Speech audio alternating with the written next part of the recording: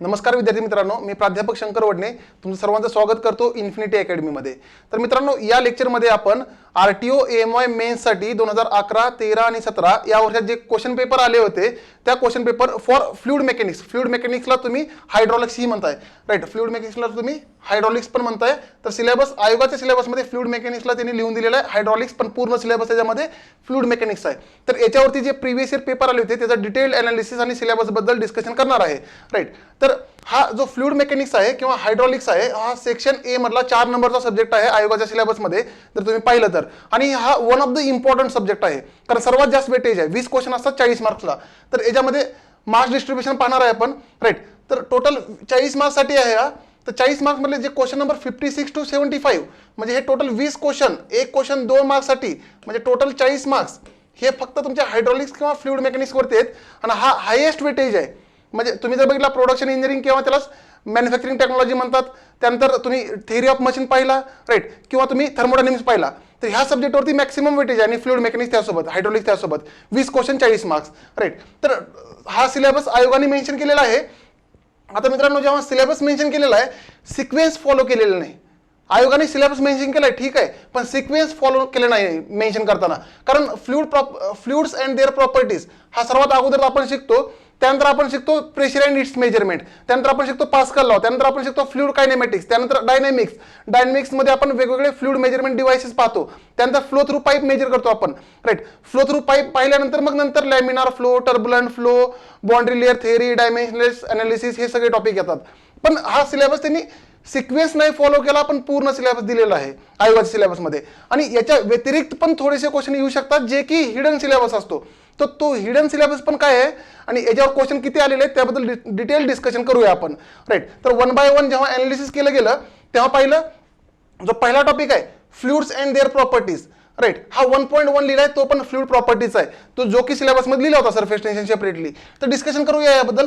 जेव्हा आपल्याला fluids and fluid प्रॉपर्टीमध्ये आपल्याला पहिलं तर सर्वात अगोदर फ्लुइड काय असतो, लिक्विड आणि गॅसेसला आपण फ्लुइड म्हणतो, पण बेसिकली फ्लुइड मेकॅनिक्समध्ये आपण फक्त लिक्विडचं प्रिपरेशन करतो, गॅसेससाठी थर्मोडायनामिक्स सब्जेक्ट आहे, राईट। नाऊ याच्यामध्ये फ्लुइड्सला डिफाईन करायचं आहे। जो सबस्टन्स फ्लो होऊ शकतो त्याला आपण फ्लुइड म्हणतो।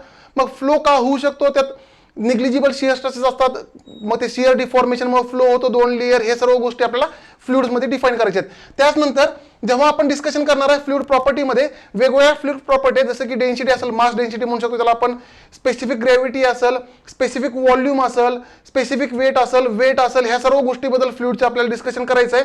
त्याचसोबत फ्लुइड प्रॉपर्टीमध्ये आपल्याला आणखी नवीन प्रॉपर्टी इंट्रोड्यूस करायची आहेत, जसं की सरफेस टेन्शन आहे लिहिलेलं इथं। सरफेस टेन्शनला इंट्रोड्यूस करायचं आहे। सरफेस टेन्शन नक्की फिनॉमिनॉन काय आहे आणि सरफेस टेन्शन होतो कुणामुळं, कुठल्या फोर्सेसमुळे, कोहेजनमुळे होतं की ॲडिजनमुळे होतं। आणि सरफेस टेन्शन 3 केसेसमध्ये कॅल्क्युलेट करायचं आहे। एक लिक्विड सॉलिड ड्रॉपलेट असेल, एक हॉलो ड्रॉपलेट असेल आणि एक जेट असेल। तर लिक्विड जेटसाठी आपल्याला सरफेस टेन्शनच्या फॉर्म्युलेचं कॅल्क्युलेशन करायचं आहे। त्याचसोबत आपल्याला विस्कॉसिटी, जो रेजिस्टन्स बिटवीन 2 लेयर्स, हे 2 लेयर आहेत फ्लुइडचे, ह्या 2 लेयरमध्ये फ्लो होण्यासाठी जो रेजिस्टन्स येणार आहे त्याला आपण विस्कॉसिटी म्हणतो। तर ती विस्कॉसिटी पण एक फ्लुइड प्रॉपर्टी आहे, त्याबद्दल पण डिस्कशन करणं खूप गरजेचं आहे। आणि जसा विस्कॉसिटी आला तसंच लगेच आपल्याला Newton's law of viscosity, shear stresses calculate करण्यासाठी पाहायचं आहे, राईट। तर विस्कॉसिटी डिफाईन केल्यानंतर 2 प्रकारचे विस्कॉसिटी असतात बेसिकली, एक असतो डायनॅमिक विस्कॉसिटी, दुसरा असतो कायनेमॅटिक विस्कॉसिटी। तर ह्या दोघांचे युनिट, ह्या सब्जेक्टमध्ये युनिट्स खूप जास्त इम्पॉर्टंट आहेत, कारण डायरेक्ट युनिट्सवरती पण क्वेश्चन पडलेले आहेत। आणि डायमेन्शनल फॉर्म्युला, जर युनिट कॅल्क्युलेट केला तर डायमेन्शनल फॉर्म्युला तुम्ही इझिली लिहू शकताय।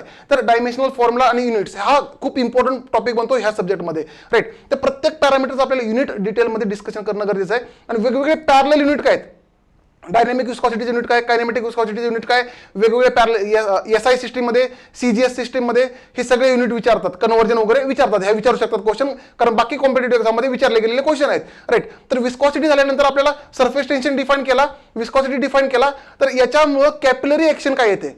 मग एखाद्या लिक्विडमध्ये आपण जर ट्यूब टाकली स्मॉल डायमीटरची, तर कॅपिलरी राईज होईल की फॉल होईल, मग फॉल केव्हा होईल आणि राईज केव्हा होईल हे डिपेंड असतं कोहेजन आणि ॲडेजन फोर्सच्या मॅग्निट्यूडवरती।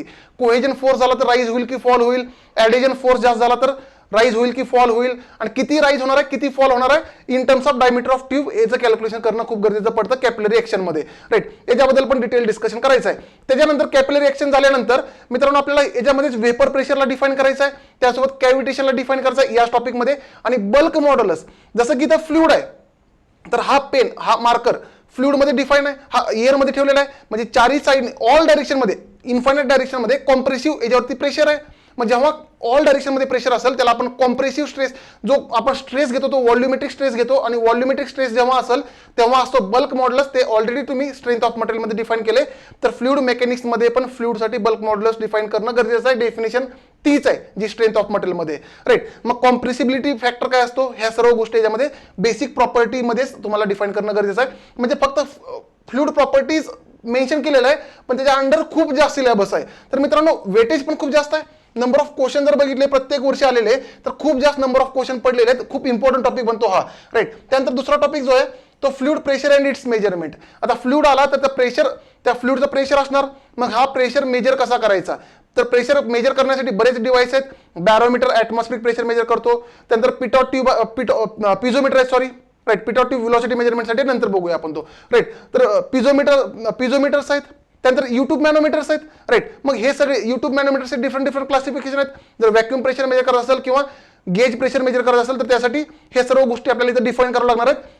तर सर्व प्रेशर मेजरमेंट डिव्हाइसेस इथं पाहणं खूप गरजेचं आहे, कारण प्रेशर मेजरमेंटवरती पण क्वेश्चन पडलेला आहे. प्रत्येक वर्षी एक क्वेश्चन पडलेला आहे आणि सिंपलचा टॉपिक आहे, right. Pressure is equal rho g h आणि कसा मेजर करायचा, राईट. प्रत्येक केसेसमध्ये तो सिंपलचा टॉपिक आहे, राईट. त्यानंतर थर्ड टॉपिक हायड्रोस्टॅटिक आणि पास्कल लॉ. हायड्रोस्टॅटिक म्हणजे जेव्हा फ्लुइड स्टेशनरी कंडिशनमध्ये असेल तेव्हा पास्कल लॉ काय, सर्व डायरेक्शनमध्ये ऍक्ट होणारा प्रेशर हा कॉम्प्रेसिव्ह आणि इक्वल मॅग्निट्यूडचा असतो. हा पास्कल लॉ झाला. मग तो पास्कल लॉचे ऍप्लिकेशन काय आहेत, कुठले डिव्हाइसेसमध्ये कुठल्या केसेसमध्ये तो यूज केला जातो, कशा प्रकारे यूज केला गेलेला आहे, ह्याच्याबद्दल डिस्कशन करणं खूप गरजेचं पडतं या टॉपिकमध्ये, कारण क्वेश्चन पडलेले आहेत.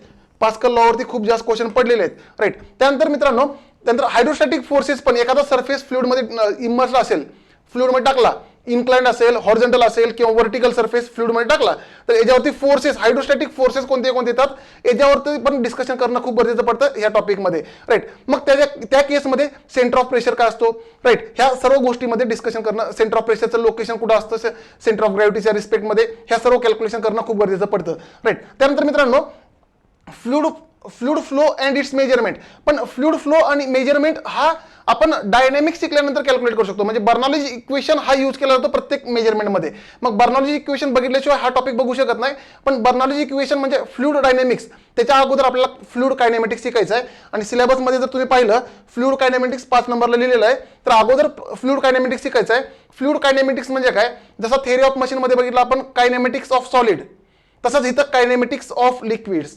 म्हणजे व्हेलॉसिटी आणि एक्सेलरेशन अनालिसिस फोर्सेसला कन्सिडर न करता तो म्हणजे फ्लुइड कायनेमॅटिक्स, राईट. मग याच्यामध्ये एक्सेलरेशन जेव्हा अनालिसिस करणार आहे तेव्हा एक लोकल एक्सेलरेशन असतो, कन्व्हेक्टिव्ह एक्सेलरेशन असतो.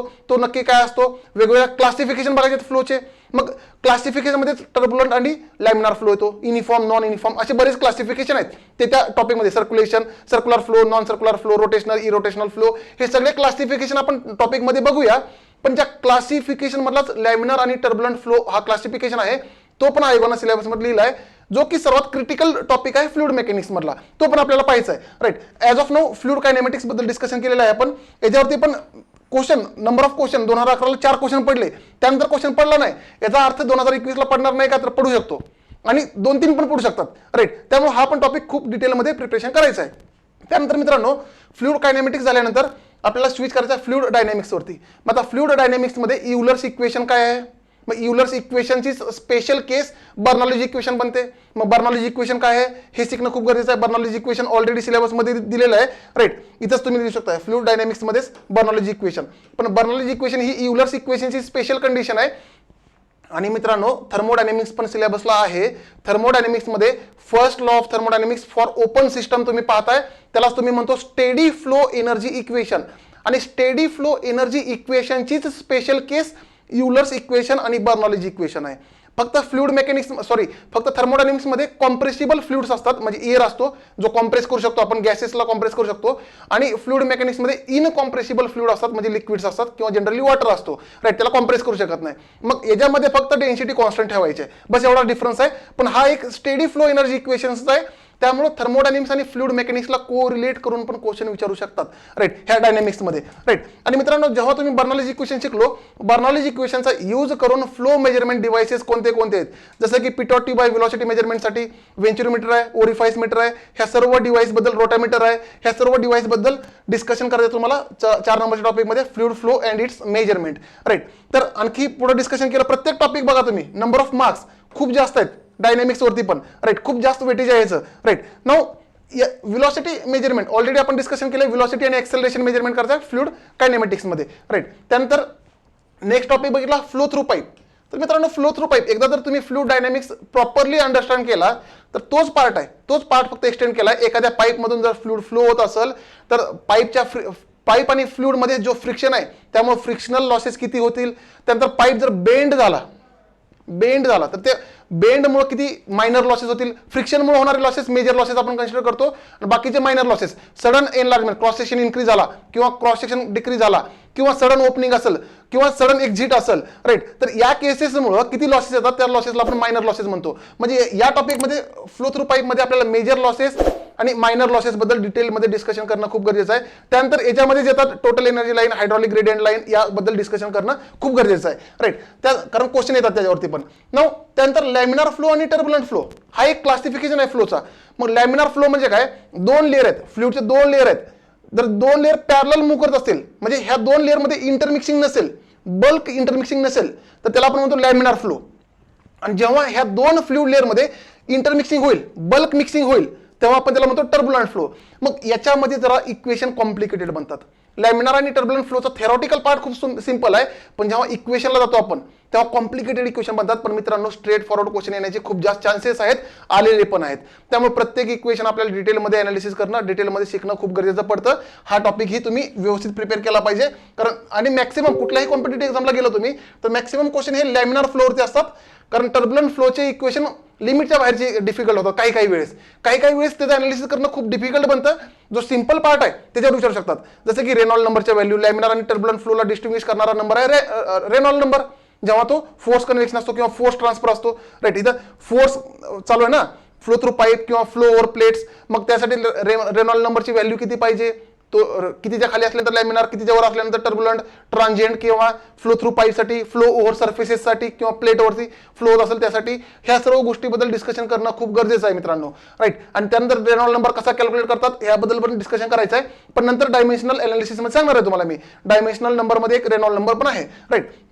त्यानंतर बाउंड्री लेअर थेरी.